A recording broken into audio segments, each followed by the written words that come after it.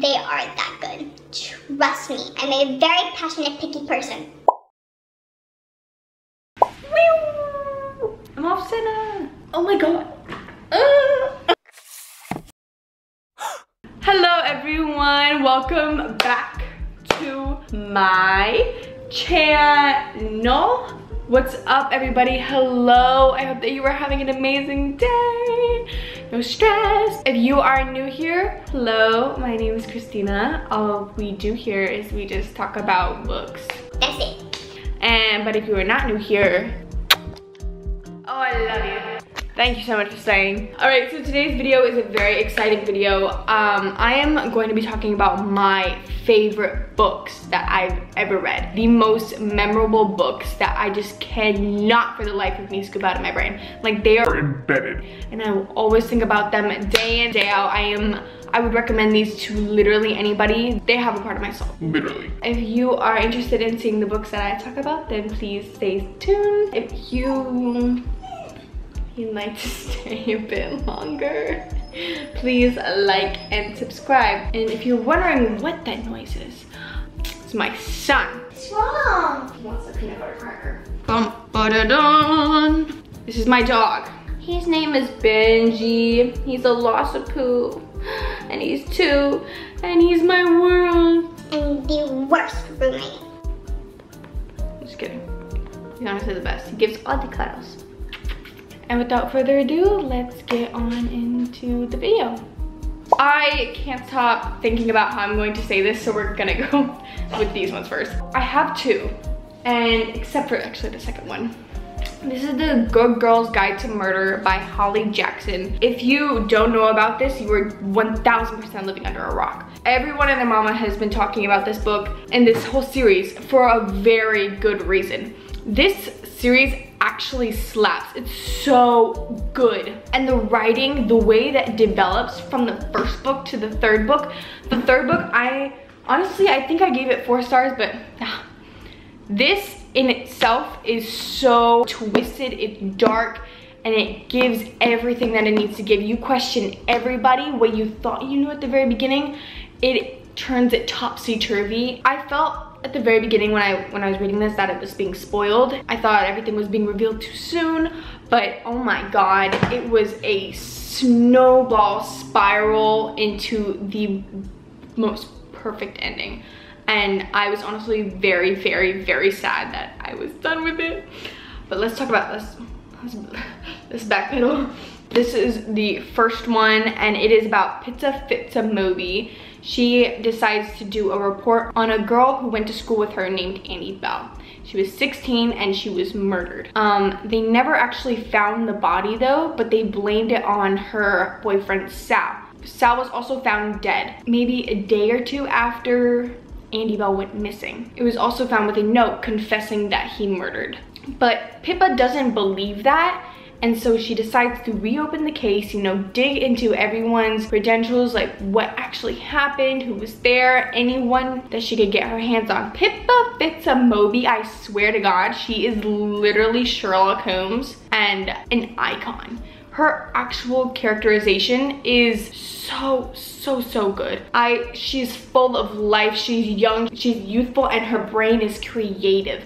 And her character is fully fleshed out from beginning to end. It is palpable. Her energy is giving everything. And you fall in love with her from the very beginning because she's trying to do what's right. And it's, her character development is insane from this book to the third book, and it flies like you could definitely get this series done within a week. It flies by so fast. But Pippa, as she starts to dig more into the Annie Bell case, secrets come up, and it is honestly giving like Pretty Little Liars, where people want those secrets to be close. It is a small town. People do not want the talk, and they want Pippa and everyone to be convinced that Sal was the one who murdered Annie Bell. It goes along with her and her journey discovering what happens, all the drama, the horror, the mystery. It goes through everything, and It's so good. I definitely highly recommend it. You will not be disappointed if you read this series. I feel like anyone can read it, from like when you're young or old. And so yeah, I'm gonna leave that with this because I felt like I talked a good deal about with that. It is YA. There also, be aware of trigger warnings. There is talk of, and that goes for all of the above, all of them. There is talk of rape. There is talk of sexual assault, and obviously murder and drugs, but it deals with it in such a real and genuine way. I hope that makes sense. So now I'm just gonna talk about low-key about the third book. I'm not gonna spoil anything, but low-key, when you get to the middle of this book, your world will be rocked and you will feel every single emotion you didn't think you could feel. I swear this, I mean, Pippa, it was like her shell was being just broken and shattered. She was a completely different person. And obviously she solved more than one case at this point, because you know, there's book 2 and then there's this one. And don't get me wrong, the second one was great. It just, I don't think it was very memorable in my personal opinion. This one though, this is some real stuff. What Pippa goes through in this is insane, because she has to deal with a stalker. What it feels like is the final piece of the puzzle, and everything goes down in this book. I swear, this book had me on edge and I was freaking out. It's huge. What happens? It's insane. So yeah, I hope, I'm obviously very passionate about these books. And if I could reread them, these are books that I would sell my soul to read again. They're so good. Now, this one I read a very long time ago, and I just remember it sticks with me even after like what feels like a decade after reading it, and I will be reading it soon as a summer project that I have coming up. Listen, anything that Marissa Mayer writes, you need to read. If you love anything magical, anything fantasy, anything that is like out of this world, will definitely take your brain, your body, and soul into a different dimension, you need to read it. You need to read this, or honestly any of these books. And I actually have another one that I don't have physically, but I will be talking about after. This book is also by Marissa Mayer. Okay, I'm gonna read the back of this. Humans and androids. In New Beijing, a deadly plague ravages the population. From space, ruthless lunar people watch, waiting to make their move. No one knows that Earth's fate hinges on one girl. 16-year-old Cinder, gifted mechanic, is a cyborg. She's a second-class citizen with a mysterious past and is reveled by her stepmother. But when her life becomes intertwined with the handsome Prince Kai's, she suddenly finds herself at the center of the intergalactic struggle and a forbidden attraction. Caught between duty and freedom, loyalty and betrayal, she must uncover secrets about her past in order to protect her world's future. Because there is something unusual about Cinder, something others would kill for. That's what I'm assuming from my knowledge, that it's her blood. But also she is what I remember is like the rightful ruler. I don't think that's a spoiler. I'm pretty sure it's like given from the very beginning. It is heavily based off Cinderella. She does have stepsisters, and she does have obviously Prince Kai, and their relationship, from what I remember, I literally was, I mean I was super young too, so I was just literally obsessed. I was like, oh, Prince Kai, and I was like, oh my god, they're so cute. And I remember just being absolutely obsessed. Like, I had kids in my class that were like wanting to read this book, and I had the one where it's like the shoe, and I cannot wait to reread this soon, because I just remember loving it, absolutely being obsessed. And I heard that they're making a movie, and I low-key, I don't know how to feel, because books like this are really hard to make into a motion picture with such broad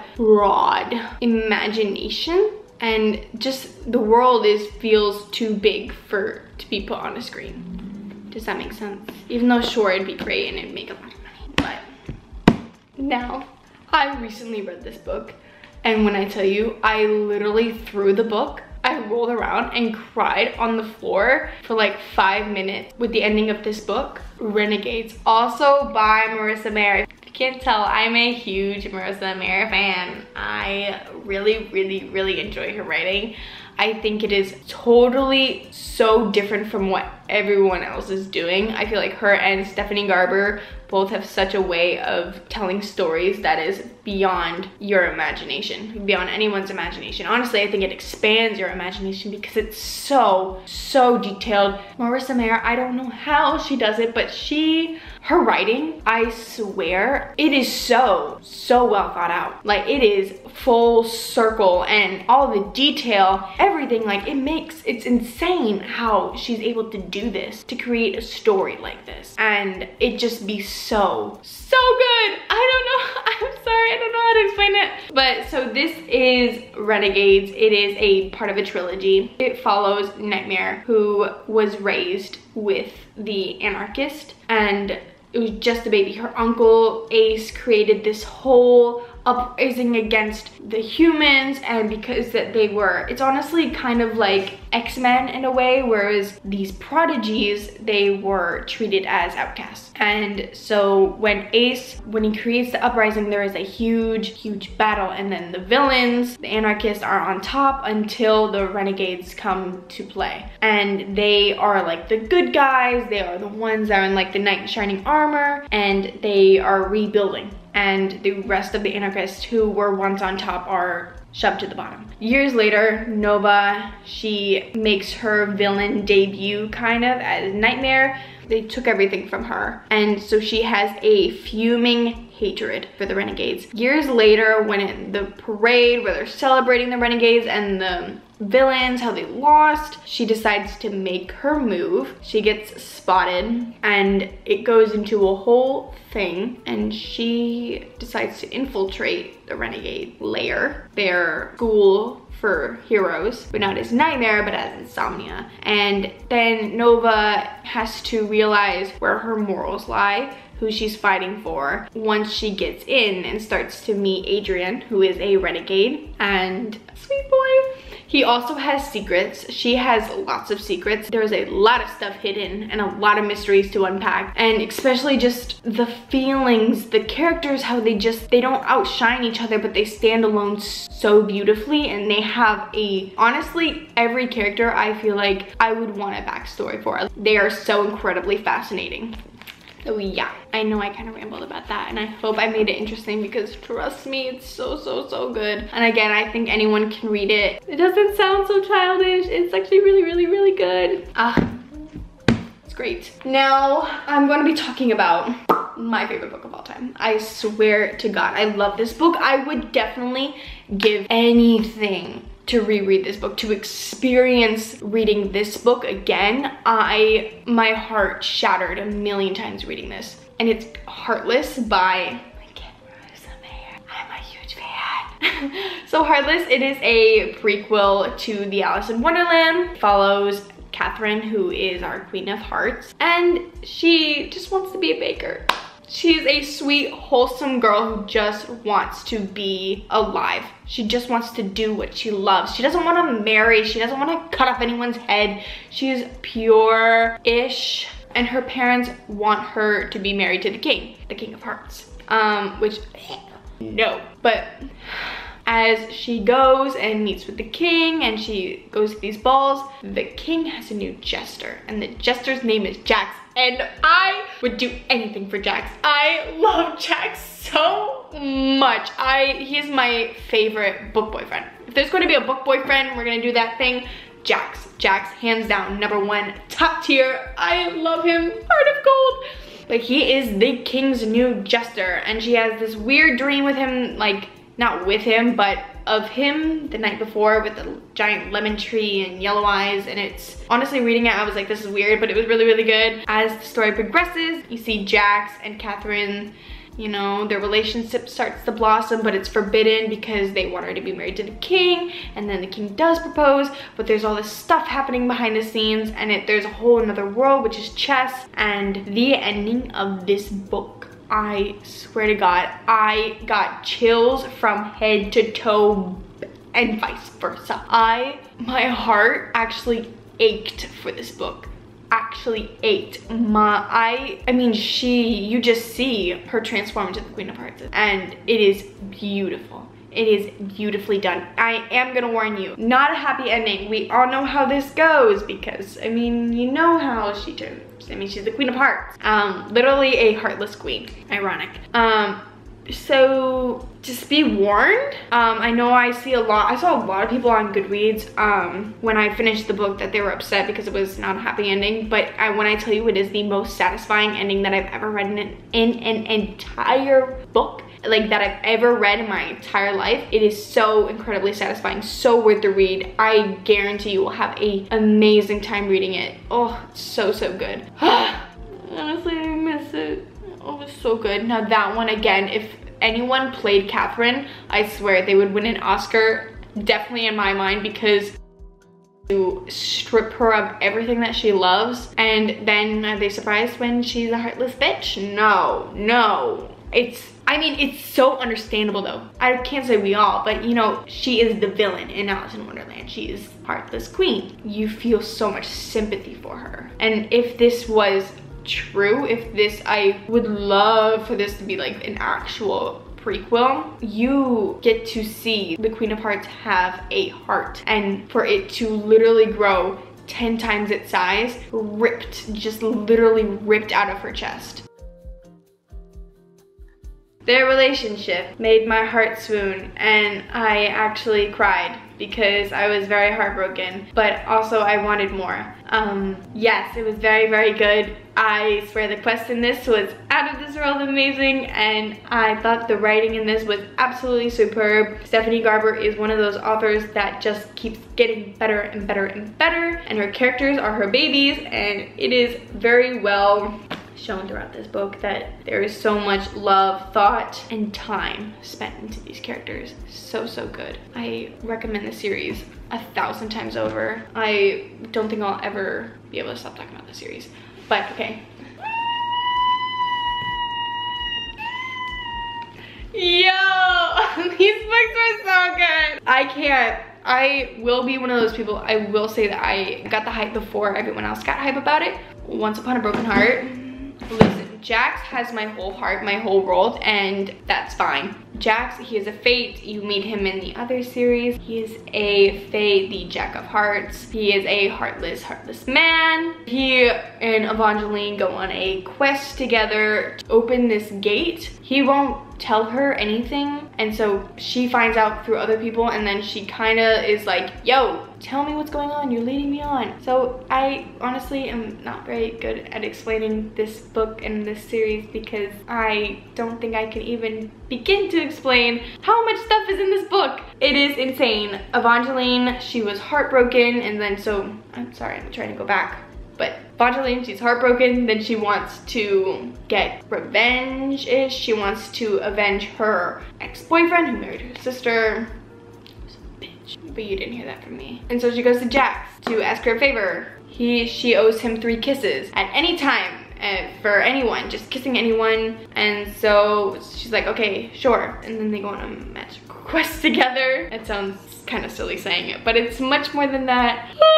It's much more than that. It is what feels like a tribute to true love. I don't know if that makes sense, but if you read it, I think you understand. It is so full of passion, and not steamy passion. Obviously it's YA, no spies, but it is full of very passionate characters who want something so bad and will do literally anything to get it. I'm obviously not going to really tell you much about this book because I would be spoiling it, but it's another adventure with Jax and Evangeline. And in this one, you hate Jax and then you love him, and then you hate him and then you love him. You hate him, then you love him, and then you just want to punch him in the face and like pick his brain because God, he is so well developed. He's so cool. And Evangeline is a freaking queen. She is a queen. I love Evangeline. Her character development is amazing. And like I said before, Stephanie Garber's writing just keeps getting better and better and better. And this one is amazing. Literally, I obviously gave all these books 5 stars. That is really good. I would recommend it. It was honestly my favorite book of 2022 before I rethought about it, and I was like, honestly, this one and Heartless are really tied because this one is just that good, and I did cry in this one too. It's so hard because, oh, at the end, oh, just tear my heart into shreds. I literally would give Jax my heart. No, I wouldn't. That's, I want him, fast forward through this just a little bit, but I want him to fall in love with Evangeline so bad. But at the same time, you know, if you've read the 3rd book of the Caraval series, you know about Jax, and you know his thing, you know his condition, not really condition, but you know. And I'm not gonna spoil that for you, but if you read Caraval, Legendary, and then Finale, and then you read this one in order, I personally would recommend reading them because they're good books. And honestly, it just makes a lot of sense. The story, you know, you get to know the characters as it goes. It's a really, really fun time, in my personal opinion. I recommend it to literally everyone because it's good. It's genuinely good. It, like I said, it breaks what feels like the boundaries of fantasy in your imagination and just pushes you to think more outside the box and to just think more in detail, to think specifically, to think more colorful, wild thoughts.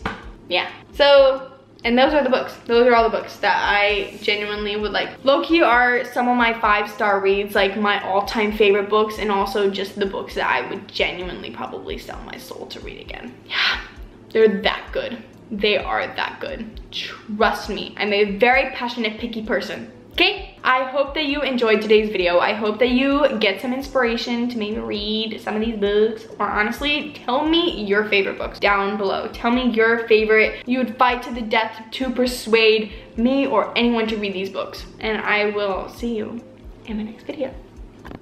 Bye!